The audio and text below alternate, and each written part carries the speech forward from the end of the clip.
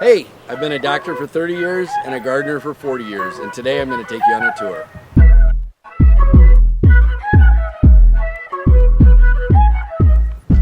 I've got 12 rows of plants here. I like to use my vertical spaces.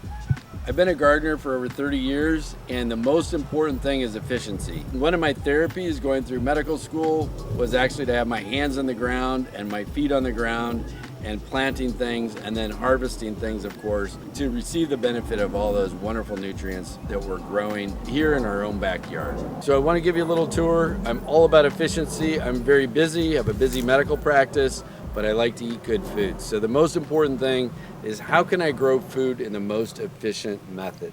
So first I use my vertical spaces and I take advantage of the early spring. I plant all my peas along the rows that are going to climb up the fences here. This is my deer fence, as we do have deer in the neighborhood and we have to be careful and keep those critters out. The next most important thing is really thinking about succession planting. The mistake that most gardeners make is they plan their garden, plant it, wait for the harvest, and then they never replant.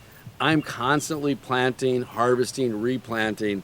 So I'm doing what's called succession planting. So I'll plant one row of peas, one row of beans, and then when that crop is done, then I replant with something different. And I just constantly rotate what I'm planting and what I'm harvesting so that we always have something to harvest out of the garden.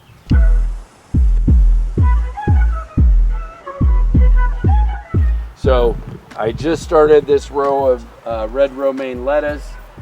Started from seed indoors. That's going to take a little time to mature, but I planted a little bit closer together. So I'll harvest some of the smaller plants and I'll leave some of the plants behind and they'll grow bigger. We're constantly using the ground and the space and the energy of the plant to make sure that we're gardening in the most efficient way. Potatoes here, those will be harvested in about 6 weeks, and then when those are done, then I'm going to put some beans in here. And then I've got my early spring beets, and we can eat the beet greens off of the beets, and those are delicious and nutritious. And then we can harvest the beets and cook those. High in nitrates, good to build nitric oxide, good for the heart. And then I've got my tomatoes in here and peppers down the row, and those are going to be a little bit slower in coming along, and the beans will be harvested. They're already starting to flower, so they're going to bear fruit here in another 3 to 4 weeks. Then this is the spinach I planted early. It's already starting to go to seed. I'll get one last cutting of this, and then I'm going to go in and I'll plant beans or maybe another row of beets or something else in here. And then behind you, I've got 2 more rows of beets. In between, I've got radishes, and these are ready to be harvested. So I'll harvest the radish. Those are super nutritious. They're bringing a lot of minerals from the earth, and we'll harvest all those radishes, leave more room for the beans. Behind that row, we've got Swiss chard, which is all planted down the middle of the row. And then I've got some cilantro, arugula, and then mixed spicy greens. Those have been harvested all along. This has been harvested, and those will be done here in a few weeks, and then the Swiss chard will have room to grow. So I'm utilizing that real estate around the Swiss chard while that's growing. I'm harvesting all these other plants in between. I've got red romaine lettuce and buttercup lettuce, and then in between I have Spanish onions. So the red romaine is already starting to make a head here, so that'll be harvested. And when that's all done, then those onions will have room to grow, and then I'm again maximizing my time, my space, and my real estate. Behind me I have zucchini, 2 rows of zucchini. They're a little bit closer together, but that's okay. Some plants will do better than others. I'll still get a big harvest out of these. And then behind me, I've got lima beans started, and those are going to start climbing the back. The beans now. No, those are not good. The most important thing that I'm doing now is what we call the no-till method. So I plant a cover crop, or I plant whatever plants I'm planting, and then I actually just turn those over, but I don't actually use a rototiller, and I just clean those plants off, let them go back into the earth and compost, but I don't actually ever rototill, because the microbiome of the soil is made up of bacteria, mycorrhiza, which are fungi, and a variety of other organisms that create a structure in the soil that takes a long time to build. And that's what the roots actually dig into to extract all those nutrients. So I have plenty of earthworms in here. They're aerating my soil. They're leaving behind a lot of nutrients, and I don't ever disrupt that with a rototiller. So this is all done by hand. And like I said, it takes a few hours a week, but if you stay on top of it, you can have something like this. We have Swiss chard, and then I have two types of kale. I've got dino kale and curly kale. And this is parsley that I started indoor from seed. And I just had a few plants, but I'm gonna have more parsley that I'm gonna know what to do with. These are my yellow onions, and I got my kale in between. The onions are helping to deter any insects that might wanna attack the kale, like the cabbage loopers or the white moths that come in and lay their eggs. And then the next row are my snow peas. And literally, these things grow overnight. They'll start with a flower, and then I'll come back 2 days later, and it's a pea this big. I've already harvested, I don't even know how many quarts of snow peas out of here. This is adding good nitrogen to the soil, and this underneath was all my spicy greens. There's kale in there, there's mustard greens, and I've been harvesting and making nutritious, delicious salads from this, and eating my snow peas. Delicious. Over here in the next row, I've got red onions and I've got yellow onions. And these are planted pretty close together because an onion's gonna get to be about that big. So I'll come in and sacrifice every other onion and use the smaller onions in my cooking, and then I let the other onions get bigger, and then I'll dry those, and those be able to store a little bit longer for the winter. That's pretty much the tour. I got cucumbers over there, and then the asparagus and raspberries on the outside.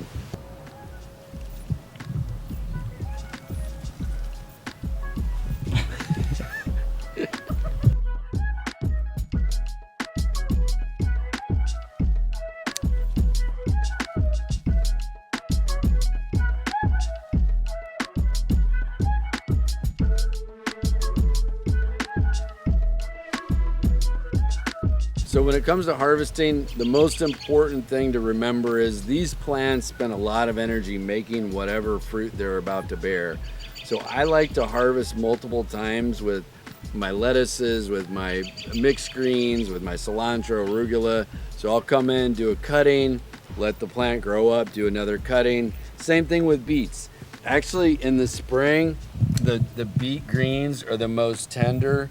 These are rich in minerals, they're rich in nitrates, so they're good for your heart, they're good for your brain, they're good for all kinds of things. Look at that color. And if you steam this just in a little bit of water, it's gonna taste almost a little salty. It's because it's pulling all those minerals out of the earth. So that root, that's pulling all those minerals from deep down in the earth. I'm all about efficiency when it comes to harvesting. So I plant close together. When I come to harvest and I need a few red onions for whatever dish I'm about to make, I'll just pick every other onion like this.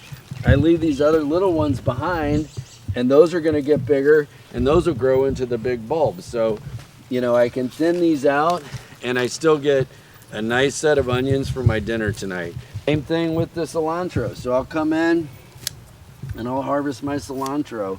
You know, I got a nice bunch there. Those plants that I just cut, they're gonna continue to grow because those roots are already established. They're gonna continue to sprout that foliage, which is what we're actually after in terms of our harvest. Same thing with the lettuce. I've already harvested, I've already cut these lettuce plants. We had plenty of salads out of here, but look, that's very edible. You don't have to wait to get this big head on here. Those are nice, that's what you get in the store. But I've been eating lettuce out of the garden for probably 6 to 8 weeks at this point. And then I'll leave that plant. It's gonna, all the root structures are already established. They're gonna continue to sprout new leaves, and then I'll come back and harvest again. So when it comes to harvesting, actually things like lettuces and kale and other things, beet greens, you can go in and cut repeatedly, and then you can just let those roots take hold. They're gonna continue to sprout new foliage, and that's the edible part of the plant. So this is my garden. I appreciate you checking it out. This has been a cumulative knowledge over 30 years. It didn't always look like this.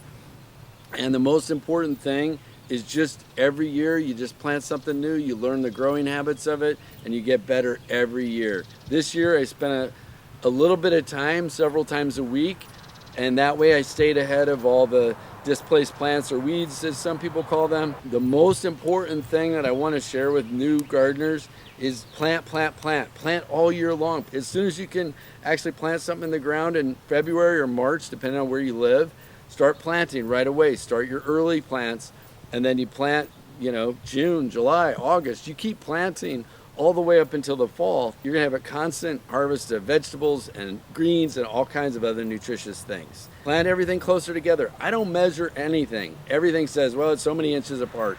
I don't bother. I just estimate, and then I see how it grows, and then I harvest a little bit, and I give room for the other plants. I'm all about efficiency because none of us have a lot of time today, just given how busy our schedules are. But isn't it a beautiful thing to come out at the end of the day and come out here and pick your dinner? And we will actually show you all the things that we're going to harvest today in a little cooking demo later. I harvested these in between the rows. Now we have a nice red onion mixture with the coconut oil. And then we're going to add our garlic scapes. And the garlic scapes are going to give the Korean beef a lot of flavor.